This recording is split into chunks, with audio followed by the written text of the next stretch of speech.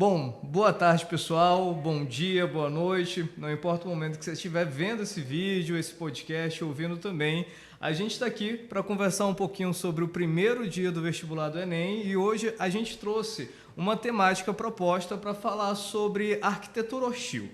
Para a gente falar de arquitetura hostil, a gente trouxe a professora Tainá de redação, o professor Eric de geografia e o professor Steller de literatura para trazer para a gente aqui aportes teóricos e referências também para que a gente consiga ter uma desenrolada dessa temática muito confortável para a gente falar no Enem. Então, o assunto de hoje é arquitetura hostil e eu quero começar conversando com o professor Eric. Professor, o que é que a gente tem de arquitetura hostil dentro da geografia e como é que a gente pode desenrolar um pouco disso para a área? Primeiramente, boa tarde a todos os nossos ouvintes. O professor Steller, a professora Tainá, o professor Wagner, tudo bem? Tudo bem. Quando a gente fala sobre arquitetura hostil, uma das primeiras coisas que vem à nossa mente, que a gente pode pensar, é na questão da geografia urbana, certo? Na geografia da cidade, certo? Como nos estudos que vêm avançando, ainda mais no Brasil, que tem uma boa quantidade de autores que abordam o tema. O professor Wagner, que eu sei que é da história, deve saber que a história das cidades ela é contada, ela é feita a partir da mentalidade dos seus próprios tempos. Por exemplo, no mundo antigo, a cidade tinha um dever, aí depois transicionou para um mundo medieval, as cidades deram uma caída, voltaram de novo.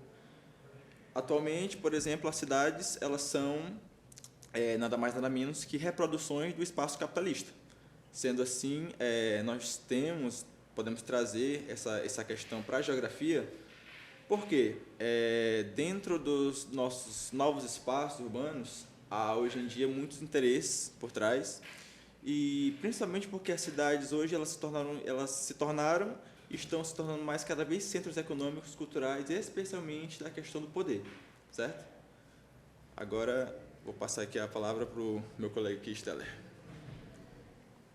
Steller, o que você traz para a gente aí de arquitetura hostil dentro da literatura? Eu trago um bocado de dúvidas. Vamos, traga! Eu vim para aprender, né?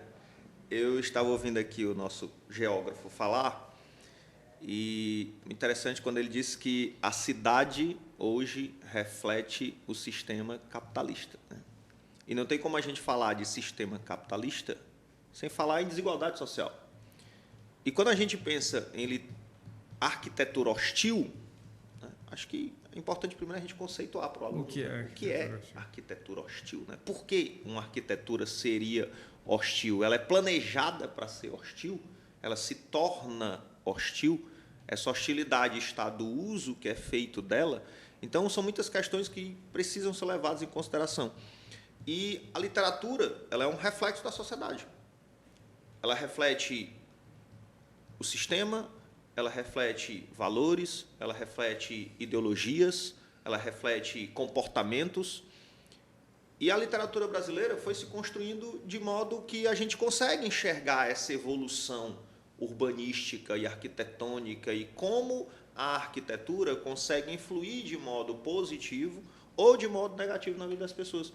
Então, não tem como a gente não lembrar, por exemplo, de O Cortiço. Não tem como não lembrar de O Cortiço. O Cortiço é uma obra de final do século XIX, naturalista, inserida num contexto onde havia uma série de correntes científicas, inclusive influindo em políticas públicas, correntes científicas que nós sabemos que já foram superadas. O positivismo, né? Principalmente. Né? O positivismo, o determinismo, o darwinismo social. Então, o Cortiço é um personagem dentro da obra, porque o Cortiço é um ambiente degradado, é um ambiente degradante, é um ambiente corrupto e corruptor. Então, nós temos personagens, por exemplo, como a Pombinha, que chega como a flor do cortiço e termina prostituída. Nós temos o Jerônimo, que quando morava numa vila, era um exemplo de funcionário, era um exemplo de pai, um exemplo de marido, era um exemplo de vizinho, e vai morar no cortiço, se corrompe. Acho muito curioso o termo que o autor usa, né? Ele passa por um processo de abrasileiramento. Veja que a visão de abrasileiramento aí já carrega um teor pejorativo. Ele passa por um processo de abrasileiramento, promovido dentro do cortiço. Ele passa a beber, ele passa a fumar, ele passa a se tornar imprevidente, ele passa a gostar da vida boêmia, ele abandona a esposa e a filha em nome da Rita Baiana, para usar o termo que o autor usou na época, hoje politicamente incorreto, uma mulata sensual. E talvez a ligação da obra O Cortiço com o nosso papo de hoje mais interessante é a seguinte: o cortiço pega fogo. Há uma personagem, a bruxa, que tenta colocar fogo no cortiço uma vez. O fogo é vencido. O dono do cortiço, João Romão, faz o seguro para o cortiço. E ela consegue colocar fogo na segunda tentativa. Quando o cortiço pega fogo, o João Romão pega o dinheiro da indenização e transforma o cortiço numa vila. O cortiço era uma habitação coletiva sem privacidade, sem limpeza, sem organização.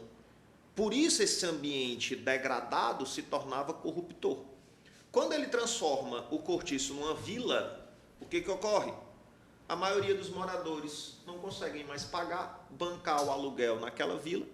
O cortiço, que ficava na região central da cidade, eles então precisam abandonar aquela região e começar a se direcionar para a periferia.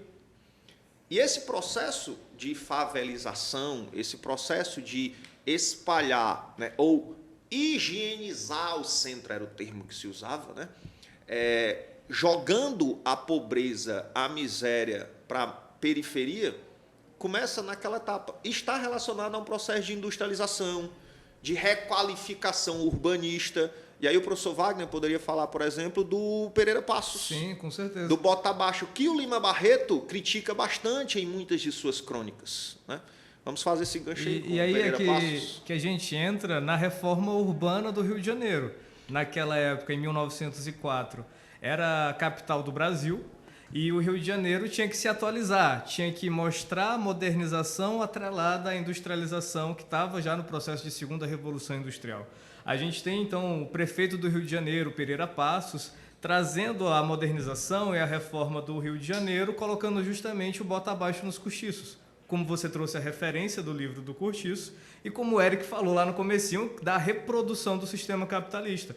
Eles precisam higienizar, eles precisam mostrar como a capital do Brasil é moderna, assim como as grandes capitais europeias, os grandes centros europeus. Ali, na reforma urbana do Rio de Janeiro, é interessante a gente lembrar até que vai mudar a lei orgânica da cidade, onde mendigos, vendedores de rua e até cachorros e bois e jumentos, eles vão ser proibidos de transitar no centro da cidade do Rio de Janeiro. Então é realmente um processo de higienização que a gente traz para abarcar cada vez mais num processo histórico sobre a arquitetura hostil no Brasil e nesse processo de que a gente tem um preconceito de quem não faz parte do sistema e um preconceito com aquele que não consome. Que aí a gente entra também dentro da discussão de que para o capitalismo é cidadão apenas aquele que pode consumir. Aquele que não faz parte da cadeia produtiva, como um morador de rua ou como um vendedor ambulante, muitas das vezes vai ser considerado à parte, fora do sistema. E aí a gente tem esse processo de higienização, no Brasil, pelo menos, na capital, muito escrachado naquele momento do comecinho do século XX. E se a gente trouxer para hoje, a gente tem cada vez isso mais presente no nosso dia a dia. E é muito curioso que, assim, sempre quando a gente viaja, né, a gente vai fazer pesquisa sobre onde se hospedar, eu vejo com muita frequência as recomendações dos especialistas em turismo. Evite o centro da cidade. Evite o centro. Não se hospede no centro da cidade. Você visita o centro da cidade durante o dia. E o centro da cidade, normalmente, é atrativo para o turista porque ele é histórico. Alguns dos principais prédios estão no centro da cidade. São prédios que remontam ao período imperial brasileiro, até colonial. Exato. Só que aí é curioso. Quando você fala desse processo de requalificação das cidades, a moda europeia promovida pelo Pereira Passos, era do centro da cidade. Uhum.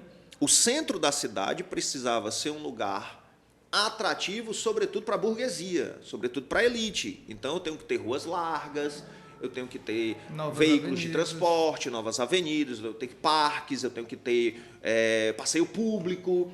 Então é para a burguesia, para a elite frequentar aquele espaço. E aí o trabalhador, aquele que vive e trabalha naquela região, vai sendo expulso para a periferia.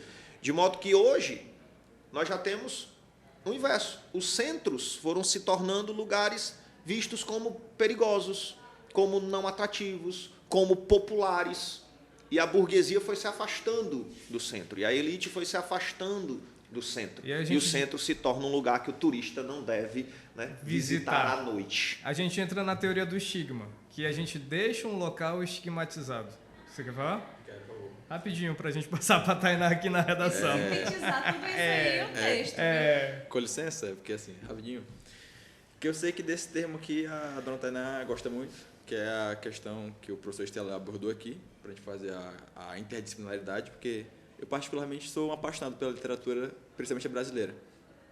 E dá para abordar muitos temas com isso, a questão do repertório cultural é importante, que as novas áreas do centro do Rio começou ali um processo que a gente chama de gentrificação, certo?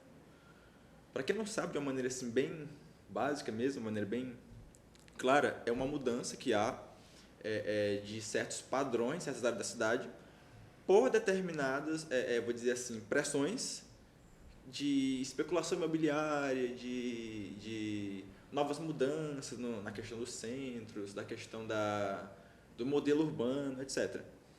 Aí, por exemplo,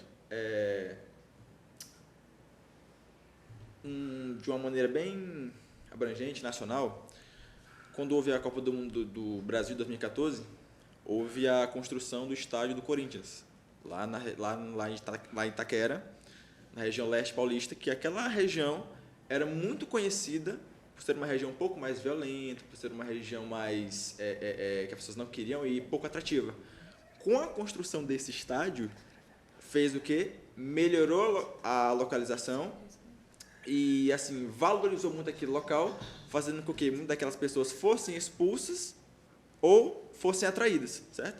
Tornou-se ali um centro de investimentos. E só pegando aqui um pouco gancho da literatura, é muito legal também a gente ver a transição do Rio, por exemplo, com o Machado de Assis, ali as histórias do Quincas Borba, do Dom Casmurro, etc., também como repertório cultural, e algumas leis que andam surgindo aqui no Brasil contra essa arquitetura hostil. A mais recente, a principal, talvez seja a Lei Júlio Lancelotti, de 2022, certo? Assim, o Enem também gosta de leis, gosta de estatutos, constituição, etc., que ela fala que essa arquitetura hostil agora ela está proibida, certo? Foi uma grande conquista para essas pessoas que não são nada mais nada menos do que certas vítimas, vou dizer assim, desse sistema capitalista. E a gente pode até complementar a lei do padre Júlio Lancelotti, que ela traz uma tentativa de a gente evitar a aporofobia. A gente tem a filósofa Cortina, quando ela traz justamente esse termo, esse conceito de aporofobia, que vem lá é um neologismo, mas que usa palavras gregas como aporos, que vai significar o pobre ou aquele que é sem posse, e fobia, que remete ao ódio, à hostilidade. E aí, quando a nossa filósofa Cortina ela traz a aporofobia, é justamente esse medo ao pobre, o ser hostil ao pobre, que é como a gente estava falando desde o comecinho, o sistema capitalista reproduz nas cidades aquilo que ele não quer, aquela pessoa que não é produtiva, aquela pessoa que está fora do sistema. E aí, passar para o professor Estela para finalizar, e a gente termina aqui com a professora Tainá na redação. Assim, só para deixar um esclarecimento para o aluno, porque até agora a gente vinha tratando do tema arquitetura hostil de uma perspectiva bem macro, né? Mudanças sociais significativas, mudanças urbanísticas significativas, um processo de industrialização e de urbanização que, convenhamos, uma lei não consegue frear ou proibir. Quando a gente fala da lei do Júlio Lancelotti, da luta dele contra a aporofobia, dessa arquitetura hostil, aí é uma coisa mais pontual. Nesse aspecto, o que é arquitetura hostil? É aquele cidadão que tem uma loja e tem um banco na frente da loja dele e ele coloca estacas para que o sujeito não possa dormir no banco à noite. Não constrói marquise nos prédios. Debaixo do viaduto, encher a parte inferior do viaduto de pedras para que as pessoas não possam armar barracas e se estabelecer e morar ali debaixo do viaduto. Pedras até cactos. Teve um caso Sim. em Pernambuco que colocaram cactos. Então, é você, em vez de pensar numa política pública para dar uma melhor condição de vida para quem vive na rua, ou para tirar as pessoas da rua, ou para dar dignidade a quem é pobre, não, eu não quero pobre na porta da minha loja, eu não quero pobre na porta do meu prédio, eu não quero pobre debaixo do viaduto, então vou dificultar a vida dele. Ele não vai sentar aqui, ele não vai dormir aqui, ele não vai se abrigar da chuva aqui. Eu não ligo para a existência dele, eu não me importo que o problema dele seja resolvido, não, eu só não quero ele na minha porta. Né? Então, essa arquitetura hostil, nesse aspecto micro, é esse. Porque no aspecto macro, nós temos questões muito mais complexas. Por exemplo, no Brasil, a gente está habituado a ter o quê? Condomínios fechados. Né? Os prédios todos com grades, com muros altos, com portarias, porque a elite vai se fechando em bolhas. Ela passa a temer um contato com o outro, um contato com o estranho.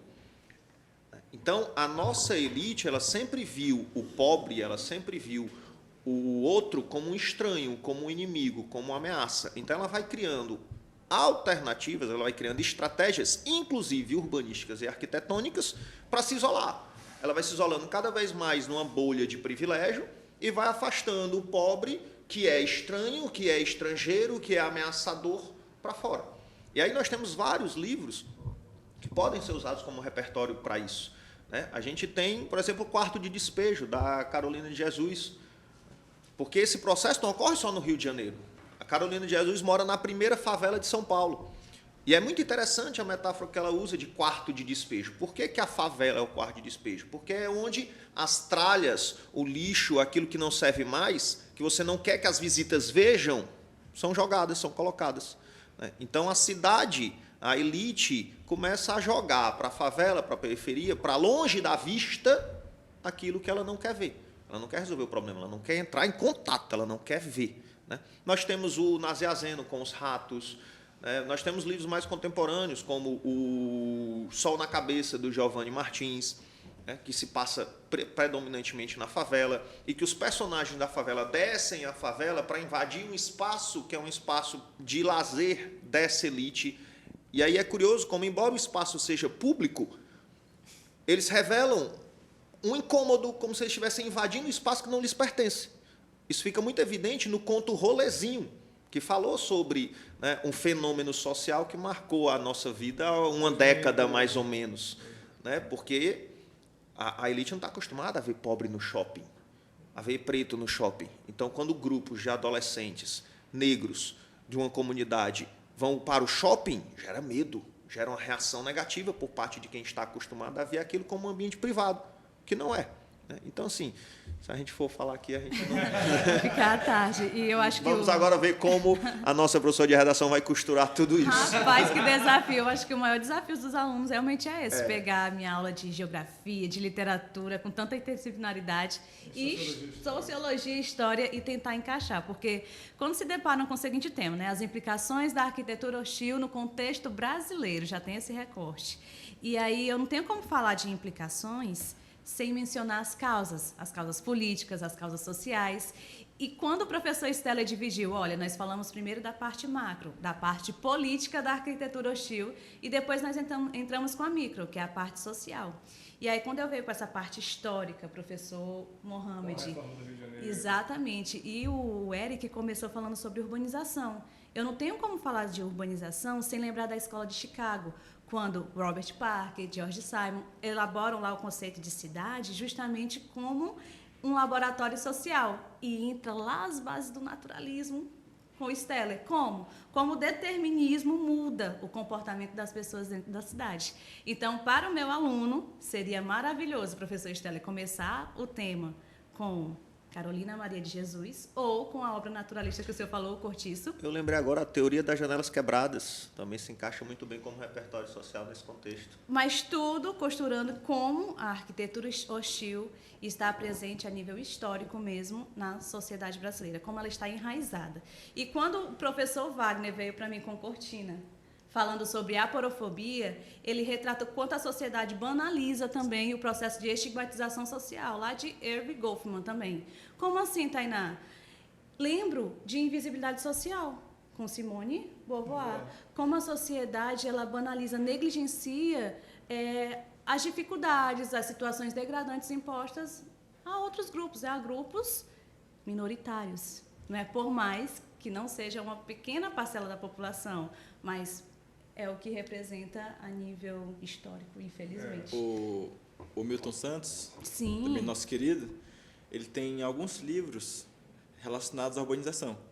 Tem um chamado Pobreza Urbana, que ele trabalha justamente essa questão da aporofobia, só que de uma maneira mais geográfica, certo? Essa questão da aversão, de como as pessoas de uma classe social mais baixa se inserem nas cidades, de como as pessoas, que o Milton Santos também é um queridinho do Enem, de como elas podem se inserir e os desafios sociais, principalmente. Professor Érico, quando eu falo em pobreza urbana com Milton Santos para os alunos na redação, repertório sociocultural, peço que eles coloquem como fundamentação ali no desenvolvimento 1, trazendo para a questão histórica e geográfica, não é?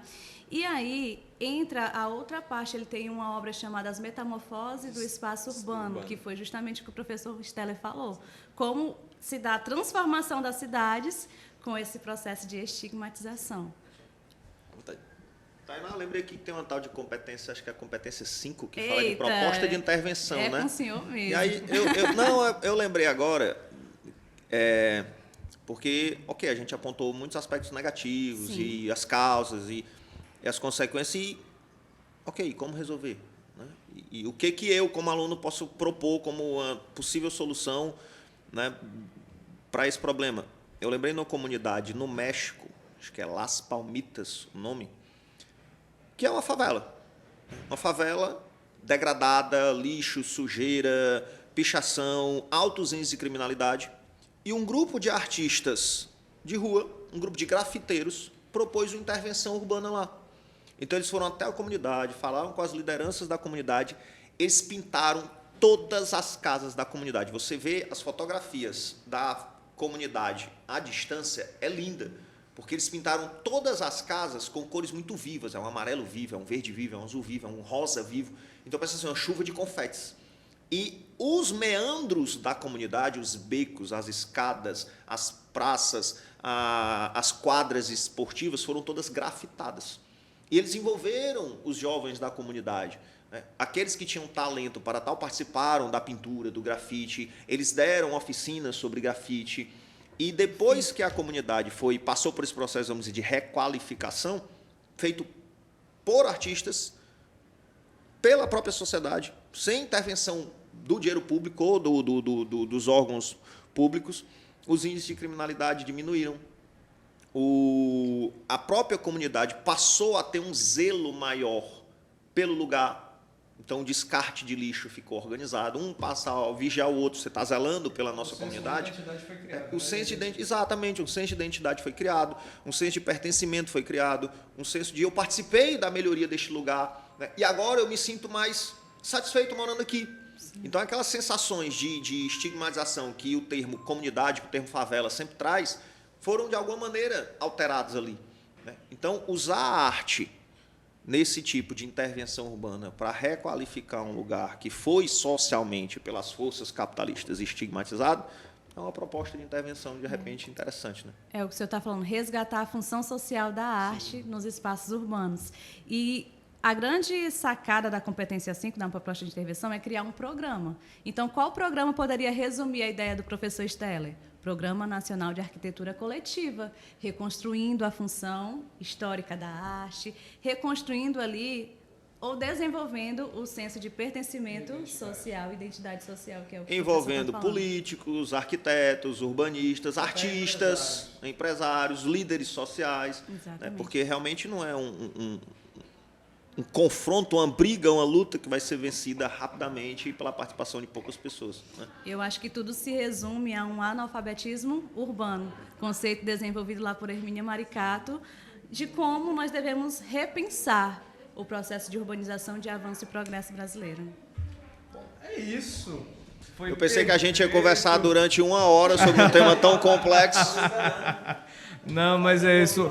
Eu agradeço a presença de vocês. Esse papo foi um pouco rápido no começo, mas Já é foi um mais do papo que um de TikTok, abertura. então, É um papo de abertura. A gente vai trazer muito mais podcast, muito mais assunto daqui pra frente. E espero que vocês aguardem a gente. Quando eu Tem vi a mais Sara ali novidade no por aí. canto, eu pensei, eita, ela vai dizer pra eu falar só 1 minuto. Sara, eu falei um pouquinho mais de 1 minuto, viu? Desculpa. É isso, gente. Obrigado. Tchau, tchau. Obrigada, Wagner. Obrigada, Estela. Valeu. Tchau, tchau. Obrigado. É isso. Foi, tirou as fotos.